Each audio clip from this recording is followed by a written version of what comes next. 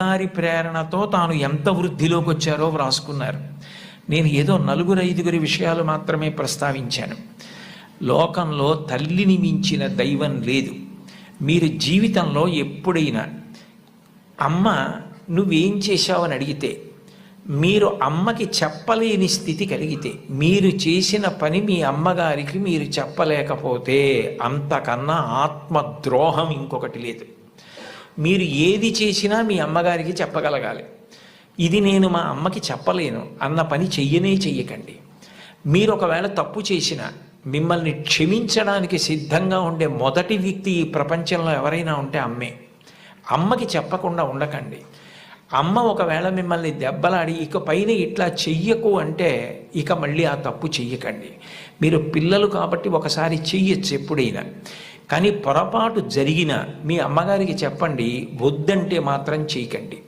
బహుశా కుటుంబం దగ్గరే నైతిక విలువలు మొదలవుతాయి. కుటుంబ విలువల గురించి ప్రస్తావన చెయ్యండి అని చెప్పి తన అనుభవంతో ఆయన నాకు సూచన చేయడానికి కారణం అదే అయి ఉంటుంది. తల్లి ఎంత గొప్పదో తండ్రి అంత గొప్పవాడు. తండ్రిని జీవితాంతం దైవంతో సమానంగా చూడాలి. పితృదేవోభవ, భగవంతుడే తండ్రి రూపంలో ఉన్నాడు. వేదంలో, యజుర్వేదంలో అష్టమానువాకంలో రుద్రాధ్యాయంలో అంటారు, నమ శంకరాయచ మయస్కరాయచ నమ శివాయచ శివతరాయచ అని. మన కంటికి కనపడని భగవంతుడు తండ్రి రూపంలో ఇంట్లో తిరుగుతున్నాడు. ఎప్పుడు బిడ్డ వృద్ధిలోకి రావాలని అహరహం కోరుకునేవాడు ఎవరైనా ఉంటే తండ్రి.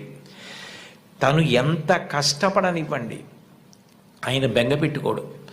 కానీ ఆయన కోరుకునేది ఒకటే, పుత్రాది చేత్ పరాజయం.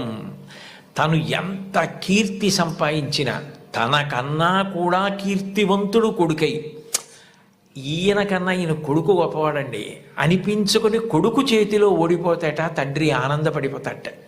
అంటే తండ్రికి ఈ కొడుకు పట్ల ఎంత ప్రేమ ఉంటుందో చూడండి.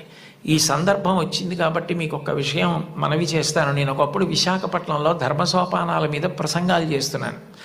ఆ రోజుల్లో విశాఖపట్నంలో ఉన్న పాఠశాలల్లో ఉన్న విద్యార్థులకి మా నాన్నగారు అన్న విషయం మీద మాట్లాడమని వ్యాసరచన పోటీ నిర్వహించారు.